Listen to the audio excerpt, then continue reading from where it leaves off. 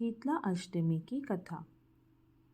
एक बार शीतला माता ने सोचा कि चलो आज धरती पर जाती हूँ और देखती हूँ मेरी पूजा कौन कौन करता है। यही सोचकर शीतला माता धरती पर राजस्थान के डुंगरी गांव में आई और उन्होंने देखा कि यहाँ तो मेरा कोई मंदिर नहीं है और ना ही यहाँ कोई मेरी पूजा करता है। माता शीतला गांव की गलियों में घूम रही थी। तभी एक मकान के ऊपर से किसी ने चावल का उबलता हुआ पानी उनके ऊपर डाल दिया। उबलते हुए पानी गिरते ही शीतला माता के शरीर में जलन होने लगी और पूरे शरीर में फफोले पड़ गए। शीतला माता गांव वालों से मदद की गुहार करने लगी, पर किसी ने भी उनकी मदद नहीं करी।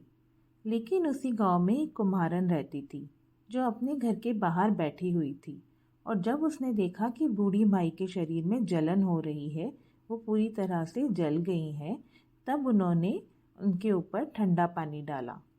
कुम्हारन ने कहा, माई तू यहाँ पर बैठ, मैं तुम्हारे ऊपर बहुत सारा ठंडा पानी डालूंगी तो तुझे आराम मिलेगा।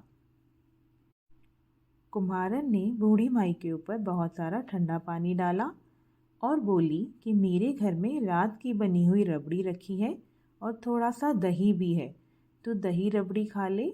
जब बूढ़ी माई ने ठंडी ज्वार के आटे की रबड़ी और दही खाया तो उनके शरीर को ठंडक मिली।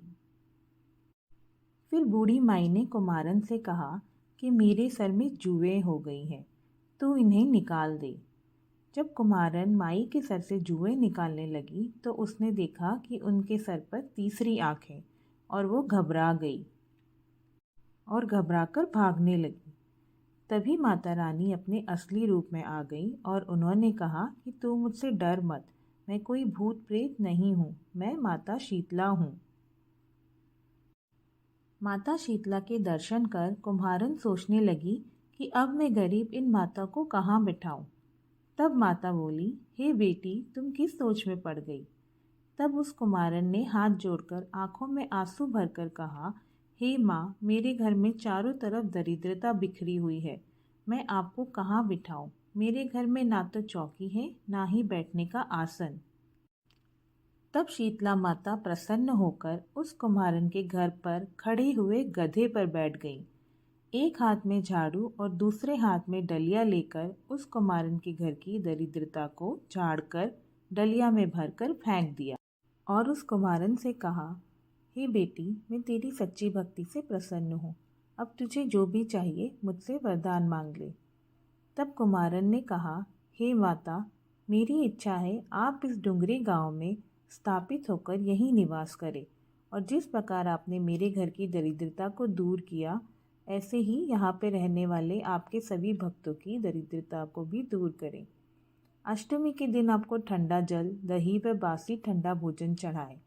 उसके घर की दरिद्रता दूर करना एवं आपकी पूजा करने वाली महिलाओं का अखंड सुहाग रखना, उसकी गोद हमेशा भरी रखना। साथ ही जो पुरुष शीतला अष्टमी को नाई के यहाँ बाल ना कटवाए, धोबी कोई कपड़े ना धुलवाए और पुरुष भी आप पर ठंडा जल चढ़ाकर, नारियल फूल चढ़ाकर परिवार सहित ठंडा बासी भोजन करे, उसके काम धंधे व्यापार में कभी दरिद्रता ना आए। तब माता बोली, तथास्तु। हे बेटी, तूने जो भी वरदान मांगे हैं सब तुझे देती हूँ। और तभी से डुंगरी गांव का नाम शील डुंगरी गांव पड़ गया।